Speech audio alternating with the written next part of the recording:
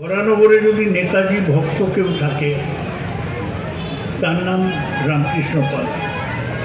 রামকৃষ্ণ এখানে নেতাজির একটা মূর্তি করেছে, আর প্রতি বছর কেউ আসুক না আসুক ও 3 দিন নেতাজি জন্মোৎসব পালন করে।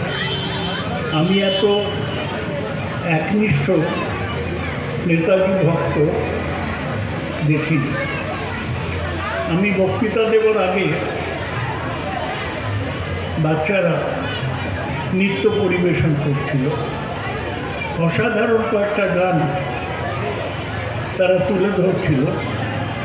তার মধ্যে সবচেয়ে জরুরি হচ্ছে কদম কদম বাড়ায় যা, পায়ে পায়ে এগিয়ে চল, খুশিকে গীত গায়ে যা, খুশির গান গাও, এ জিন্দগি হ্যায় কম কি, এই জীবন দেশের জন্য, কৌন পে লুটায় যা, দেশের জন্যই উৎসর্গ করা।